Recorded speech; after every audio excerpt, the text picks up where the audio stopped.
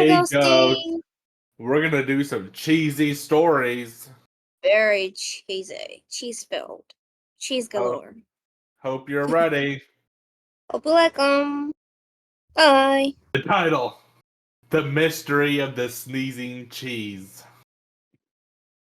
In a little village nestled between rolling hills and sparkling water, Ghost, Wisteria, and Homie were the best of friends. One sunny afternoon, the three of them were enjoying a picnic under a big oak tree. Suddenly, Wisteria let out a massive sneeze, startling a few birds from the tree. Bless you, Wisteria, said Ghost, her kind heart always quick to offer comfort. Oh, thanks, Ghosty, Wisteria replied, rubbing her nose aggressively. I don't know what's gotten into me today. I can't stop sneezing. Maybe it's the flowers, Homie suggested, his jolly laugh ringing out, Hardy har har. Or maybe it's the tree's fault. Maybe it's cursed. Hardy har har. Ghost giggled at Homie's antics, but looked at Wisteria with concern. We have to figure out what's causing this. It's not fair for you to sneeze all day. Wisteria sneezed again, this time so forcefully that her hat flew off her head. I just don't know, she exclaimed, her attitude still strong despite her gentle nature. Homie scratched his Homie, head, thinking hard. Well, if it's not the flowers of the tree, what could it be? Let's investigate. the trio began searching around the picnic area. Ghost examined the flowers, careful not to disturb them too much. Homie checked the tree, tapping it lightly and then brushing into another. Hardy Hardy har har har. har har. When he found nothing. Wisteria, still sneezing, tried to help, but couldn't stop long enough to concentrate. Finally, Ghost had an idea. Wisteria, what did you have for lunch? Maybe it's something you ate. Wisteria thought for a moment. "Hmm, I had some of that new cheese from the market. Cheese? Homie's eyes widened. The cheese of eternal sneezes. Hardy har har. Ghost gasped. The legend is true. Wisteria blinked. Wait, what? Cheese of eternal sneezes? Homie continued with dramatic flair. A cheese so powerful it can make anyone who eats it sneeze for a whole day. Hardy har har. Ghost and Wisteria stared at Homie, waiting for him to admit he was joking. But Homie just kept grinning. Finally, Ghost burst out laughing. You made that up, didn't you, homie? Hardy har har. Maybe, but it worked, didn't it? He chuckled. Got you all to stop worrying for a second. Wisteria chuckled despite her sneezes.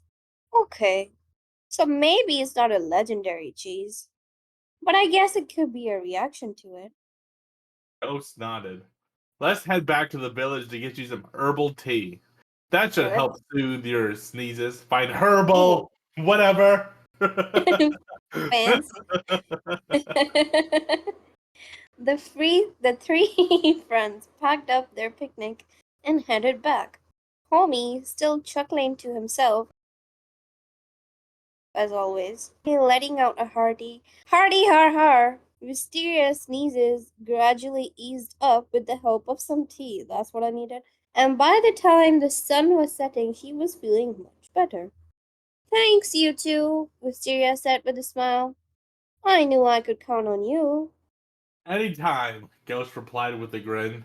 And remember, homie added with a wink, Oh my beware of gosh. beware the cheese of eternal sneezes. Hardy har har. And with that, the three friends shared a laugh as they walked home. ready for whatever silly adventure awaited them next. The The end. end. The title: The Giant Sturgeon Adventure. One bright morning, Ghost, Wisteria, and Homie were walking along the riverbank, enjoying the sunshine and the gentle breeze. Ghost led the way, her strong sense of justice making sure they stayed on the right path. Wisteria followed, happy to be free of her sneezes. And Homie, now the smartest one of the group, sure, was busy studying a map of the area. Suddenly, they heard a splashing in the river. They rushed over and saw something amazing. A group of giant sturgeons were playing in the water, acting just like puppies. They leaped out of the water, wagging their massive tails and rolling around in the shallows. Look at them, Wisteria exclaimed, her eyes wide with excitement. They're so cute. We have to pet them, Ghost declared, her spunky attitude shining through. They're just like big, scaly puppies. Ew. Homie adjusted his glasses, which he didn't really need, but though made him look smarter, I guess, and nodded. According to my calculations, these sturgeons are exhibiting unusual behavior, likely due to the high concentration of joy pollen in the air. If we approach them slowly and gently, we should be able to pet them without any trouble. Joy pollen? Ghost asked, raising an eyebrow. Yes, Homie replied confidently. It's a rare phenomenon that makes all creatures feel happy and playful. And by all my estimates, it's at peak right now. Damn.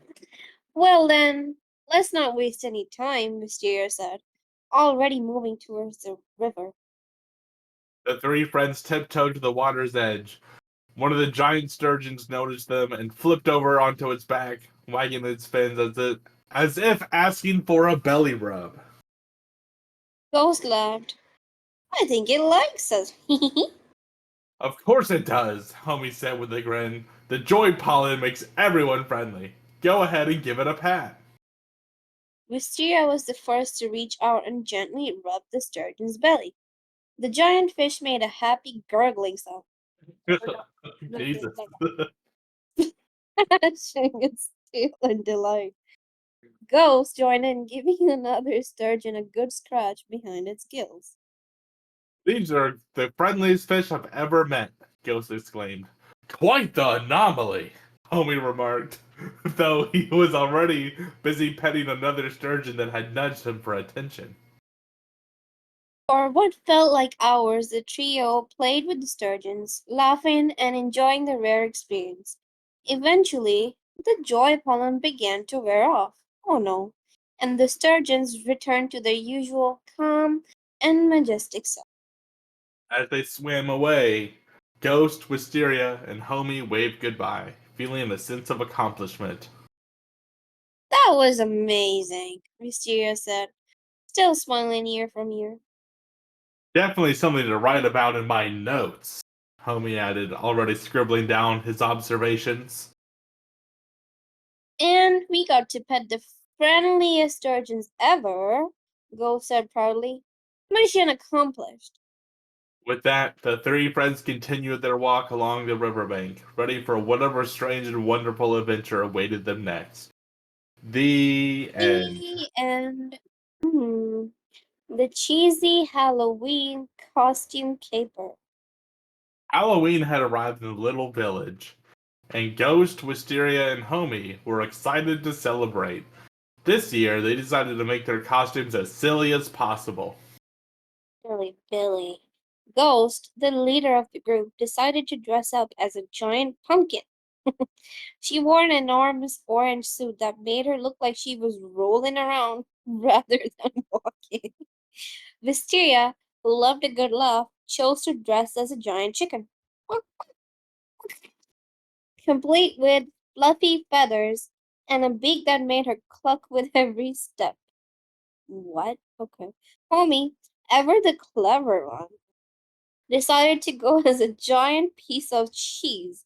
His costume covered in yellow squares with holes cut out to look like Swiss cheese. The trio giggled as they admired each other's costumes. We look ridiculous, Wisteria clucked, flapping her wings. Exactly the point, Go said, waddling around in her pumpkin suit. Let's go show everyone. As they made their way through the village, they were the talk of the town.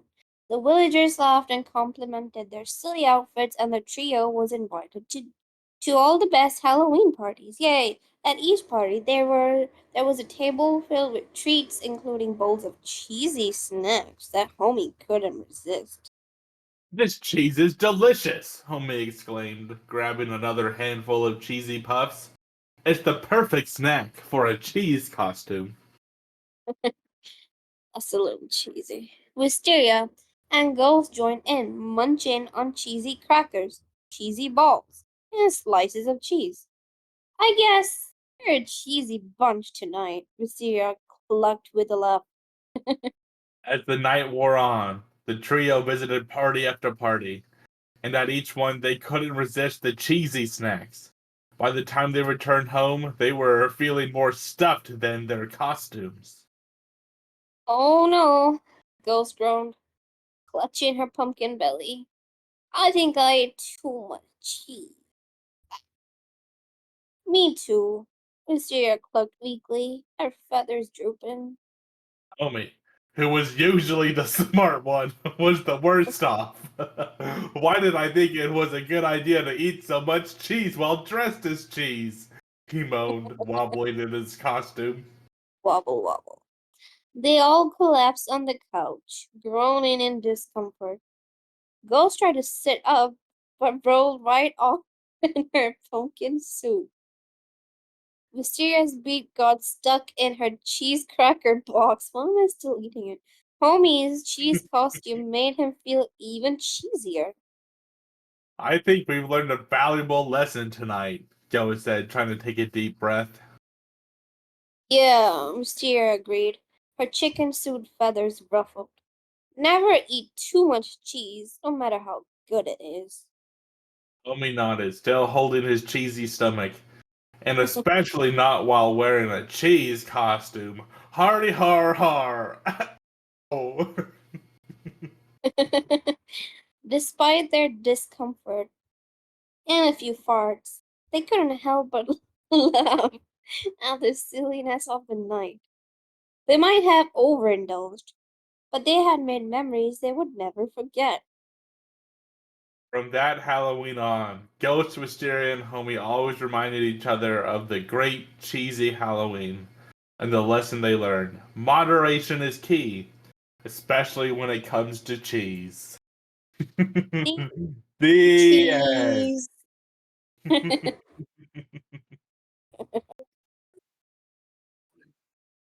The cheese catastrophe. A sticky situation. It was a lovely evening in the little village where Ghost, Wisteria, and Homie lived. The trio had recently developed a new obsession cheese. They had cheese for breakfast, lunch, and dinner. And the obsession reached its peak when they decided to throw a grand cheese feast in the village square. The feast was a cheesy paradise. Cheddar, Gouda, Brie, mozzarella, and every type of cheese you could imagine. The villagers joined in, but none indulged as much as Ghost, Wisteria, and Homie. They ate and ate and ate until their bellies were full and their cheese cravings completely satisfied. The next morning, however, things took a turn for the worse. Uh-oh.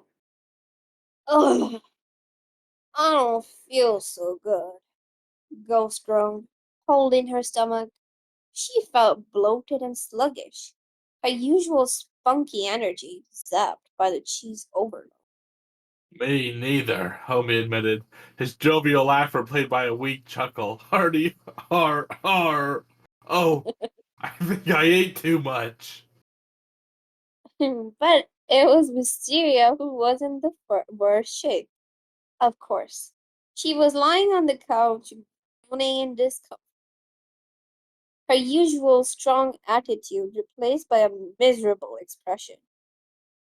I am so stuffed, Wisteria muttered, clutching her stomach. I think I am constipated. Ghost's eyes widened in concern. Wisteria, that's serious. We need to help you. Homie, despite his own discomfort, immediately jumped into action. Right. Let's get you feeling better. Hardy har har. Ooh. Ghost and Homie knew they had to find a solution, and quickly they decided to visit the village healer, old Myrtle, good old Myrtle, who was known for her remedies. Old Myrtle listened carefully as Ghost explained the situation. Too much cheese, eh? That'll do it for sure. I have just the thing. You need to get some prunes, lots of water, and a bit of exercise to get things moving. Prunes? Tommy asked, looking a bit puzzled. I didn't know those were magic. They're not magic, just nature's way of keeping things flowing. Myrtle said with a chuckle. Now, no. Hurry along before poor Wisteria gets any more uncomfortable. That's right. Ghost and Homie rushed back to Wisteria with a bag of prunes and a large pitcher of water. Uh, Here, Wisteria, eat these, Gove said, offering the prunes. Prunes, and drink plenty of water. It should help. Wisteria took the prunes and nibbled on them reluctantly. I don't want to eat them. Yeah, exactly. I can't believe I'm in this situation. I'll never eat that much cheese again. Homie patted her shoulder gently. We've all learned a lesson, Wisteria. Hardy har har. Ooh. Cheese is delicious, but moderation is key. After some time, the prunes began to work their magic. Wisteria started to feel a little better, and Go suggested they take a short walk around the village to help things along. With Homie's encouragement, Wisteria agreed, and the three friends slowly walked around the square. As they walked, Wisteria's discomfort gradually eased. By the time they returned home, she was feeling much better, though still a bit embarrassed by the whole ordeal. I didn't even go to poop. What? I'm You so did this too. sorry for all the trouble, Wisteria said, a blush on her cheeks. I guess I got carried away. Jeez. No need to apologize, Joe said with a smile. We all did, but now we know. Too much of a good thing can be a bad thing. Homie nodded, rubbing his still bloated belly. Next time, we'll enjoy our cheese in moderation. Hardy har har. He'll be the cheese moderator, homie.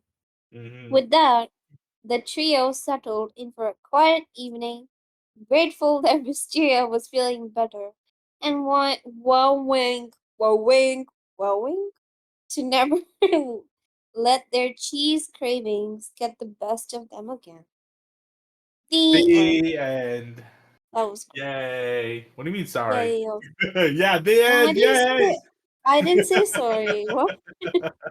I said that The Watermelon Quest. A juicy dilemma. was.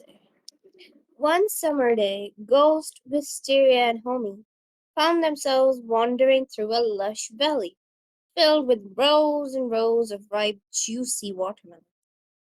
The sun was shining, and the air was thick with the sweet scent of fruit. The trio had been sent on a curious quest by an old sage from the village to determine how many watermelons were worth a human life. This seems like a strange task, Ghost said, her strong sense of justice making her question the purpose of their mission. How can you even compare watermelons to something as precious as human life? Wisteria nodded, her gentle nature conflicted. Not gentle, excuse you. I agree, Ghost. It doesn't seem right to measure life in watermelons. Homie, who had become the smart one of the group, stroked his chin thoughtfully. There must be a deeper meaning behind this quest. Perhaps we're meant to learn something important by the end. Determined to find the answer, they ventured into the valley, picking out watermelons along the way. They started with one, then two, then three. As they collected more, the weight of the watermelons grew heavier, and they began to struggle. Let's think about this. Ghost said as they took a break under a large tree. If we were to trade these watermelons for something valuable, would it ever equal the value of a human life? Wisteria shook her head. No, because a life is priceless. Can't put a number on it. Homie, still deep in thought, suddenly had an idea. Maybe it's not about the quantity of the watermelons. Maybe it's about understanding what we value most. The trio continued their journey, collecting more watermelons until they had so many that they couldn't carry them all. They sat down exhausted and looked at the massive pile they had gathered. We have so many watermelon, Ghost said, wiping sweat from her brow. But no matter how many we have, it doesn't feel like enough to trade for something as valuable as a life. Wisteria picked up a watermelon and looked at it closely. Hmm, they're just watermelons. They're delicious and refreshing, but they don't compare to the value of a person's life. Homie nodded, realizing the truth of their quest. I think the sage wanted us to understand that no matter how many watermelons we collect, we'll never reach a point where we can say it's worth trading a life. The point is that life is invaluable. Ghost smiled, proud of their realization. Exactly. A life can't be measured in watermelons or anything else. It's beyond price. With that understanding, they decided to leave the watermelons behind, taking one each to enjoy as a treat. They returned to the village where the sage awaited their answer. So, the sage said, his eyes twinkling with wisdom, how many watermelons did you find were worth a human life? None, Ghost replied confidently. No amount of watermelons could ever be worth a human life. The sage nodded, pleased with their answer. You have learned the true lesson of this quest. Life is beyond value, and it should never be measured in material things. Cherish it, protect it, and always remember its worth. With that, the trio left the sage's hut, feeling wiser and more connected to the deeper meaning of their journey. As they sat under a tree, enjoying the sweet, juicy watermelon they had kept, they knew they would never forget the lesson they had learned. The end. And